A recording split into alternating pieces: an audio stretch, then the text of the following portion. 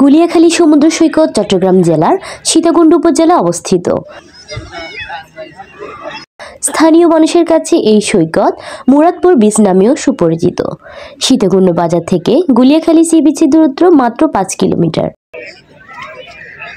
অনিন্দ্য সুন্দর গুলিয়াখালী সি বিচকে সাজাতে প্রকৃতি কোনো কাপড় করেনি।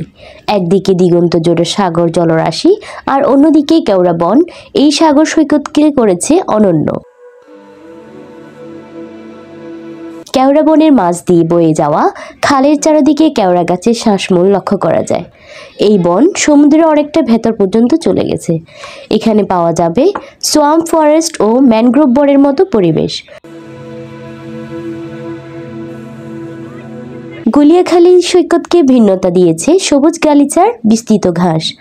সাগরের পাশে সবুজ ঘাসের উন্মুক্ত প্রান্তর নিশ্চিতভাবেই আপনার চোখ জোড়াবে। বাসার কাছে গুলিয়াখালী এসে দেখলাম সবুজ এবং পানি এত সুন্দর। আমি সবাইকে বলবো আসতে, তবে আমি বলবো বন্ধের দিনে না আসতে, কারণ আজকে এসে আমি দেখলাম যে প্রচুর ভিড়, তবু এনজয় করছি। তো আপনারা ছুটি নিয়ে অন্য যে কোনো দিন চলে আসতে পারেন। অবশ্যই মনে করে ময়লা ফেলবেন ডাস্টবিনে, যেখানে সেখানে ময়লা ফেলবেন না। বিচের পাশে সবুজ ঘাসের এই মাঠে প্রাকৃতিকভাবে জেগে উঠেছে আঁকাবাঁকা নালা। এইসব নালায় জোয়ারের সময় পানি ভরে ওঠে।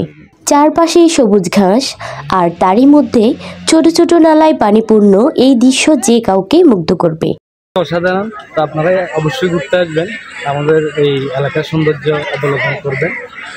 অল্প পরিচিত এই সৈকতে মানুষজনের আনাগোনা কম বলে আপনি পাবেন নিরিবিলি পরিবেশ।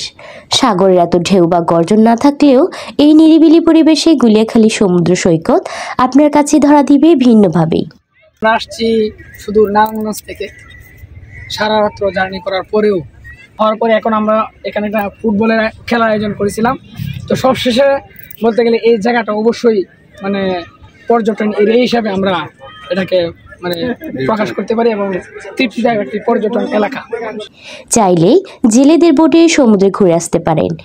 এই ক্ষেত্রে বোট ঠিক করতে দরদাম করে নিতে হবে।